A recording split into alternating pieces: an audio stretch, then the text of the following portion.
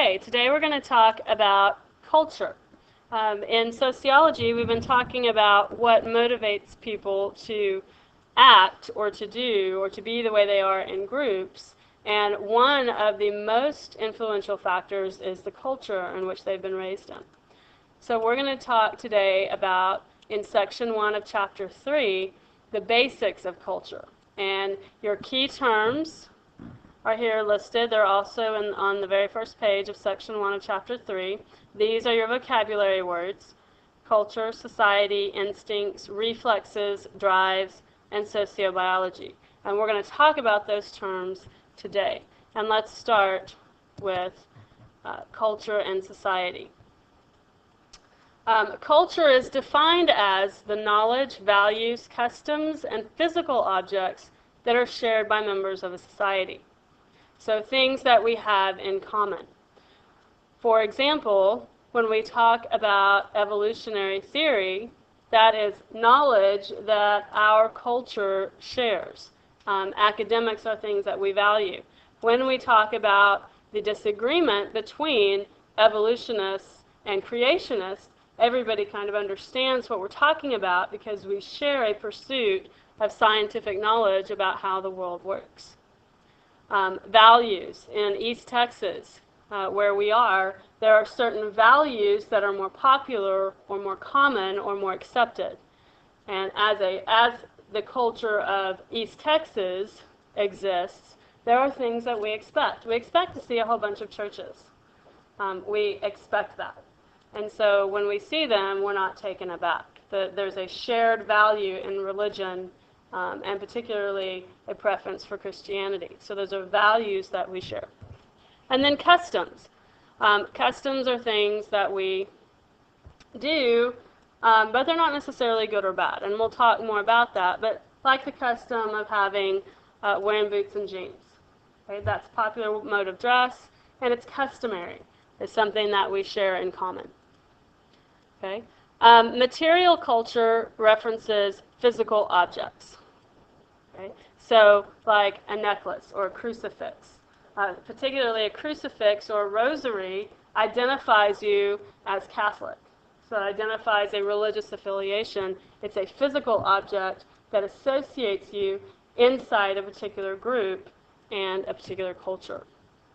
Non-material culture are this stuff in our head, the things that we believe, the things that we think, the things that we know.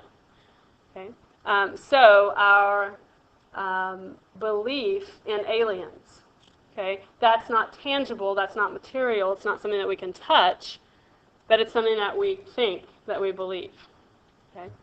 And so the sci-fi community tends to be more willing to believe in the possibility of aliens than, say, some of the more conservative groups, conservative cultures. Okay? I want you to ask yourself the question and answer the question, what does culture help to explain? Okay?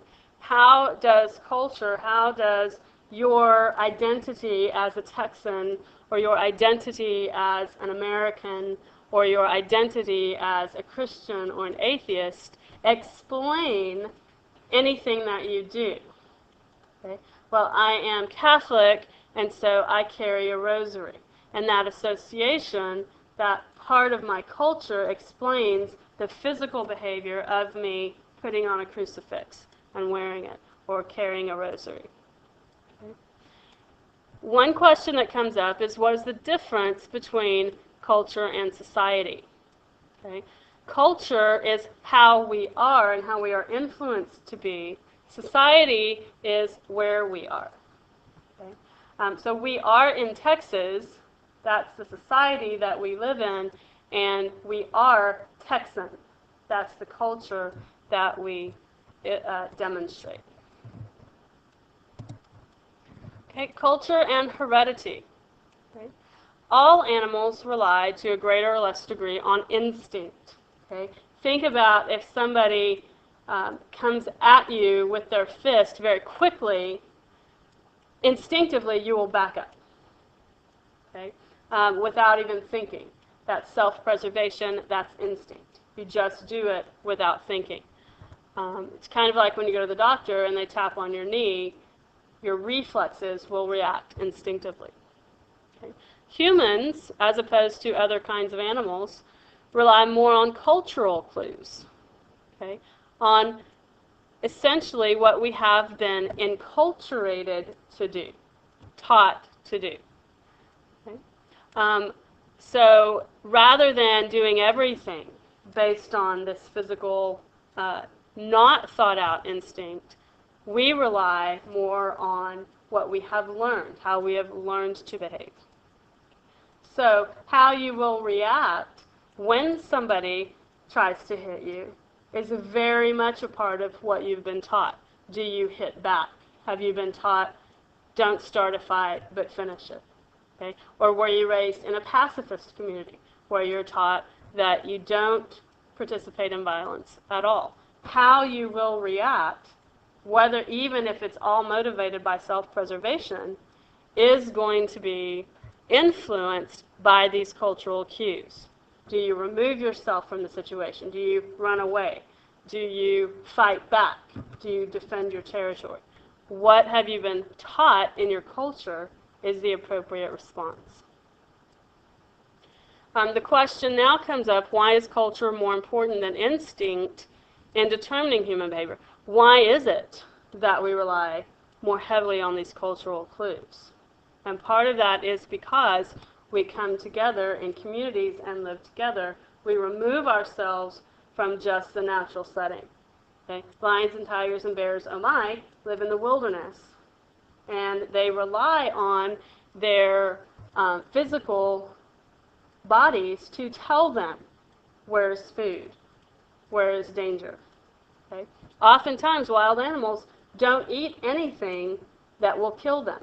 They know what is poisonous and what is not. They know what is food and what is not. Okay? We don't do that. Humans eat all the time things that have absolutely no nutritional value. They are not strictly considered food, and they might even be poisonous because our senses are not as acute, are not as efficient as an animal living in the wild who depends on those every day. We don't do that. As we come together in a society and we live together, we depend on being taught what is appropriate and what we should do, what we should eat. So if I go to Latin America, I might be introduced to the delicacy of cooked tarantula in banana leaves. Instinctively, I'm going to say, ew, gross, that's not food. Okay? In France, horse meat is a delicacy.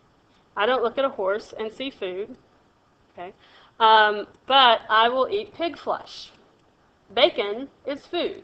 Ham is food. Pork chops are food. So why? Because that's what I've been taught. That's what is normal in my culture, in my society. So really, our diversity in diet is just one great example of how we rely on what we're taught to identify what is food versus what is a pet versus what is a dangerous animal that we don't want to be around.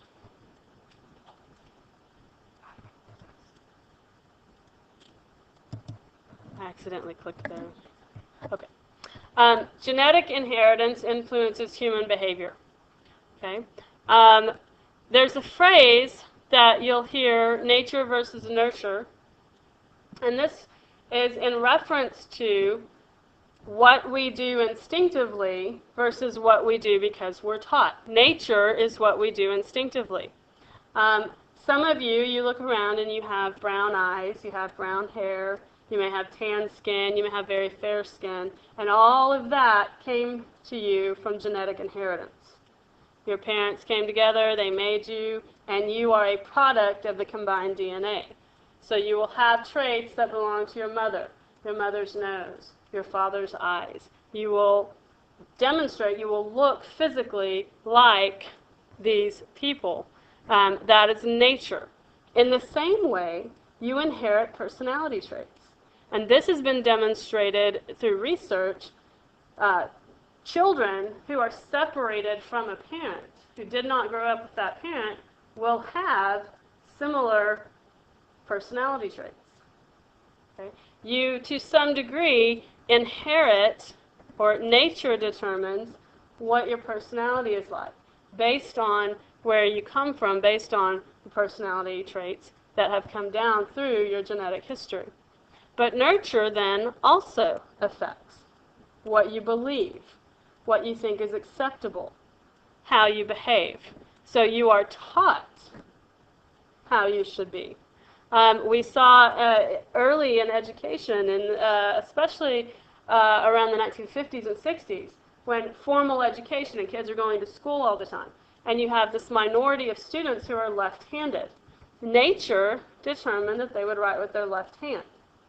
Okay? But that disturbed some people, and in some areas, they would try to punish them, even if they wrote with their left hand. They would force them to learn to write with their right hand. So nurture said, no, you're not going to write with your left hand, you're going to write with your right hand. And so these are ways that what nature tells us we're supposed to do can conflict with the culture that we're brought up in. So we have nature versus nurture. Now, in our current state of evolution, if a child walks into school and they're left-handed, they're encouraged to write with their left hand. And a lot of research has been done about how the hand that you preference to write with tells us about you, about the way that your brain works, about the way that you approach problem solving, for example. So there's a big debate about nature versus nurture, and how some things you walk in with and some things you are taught.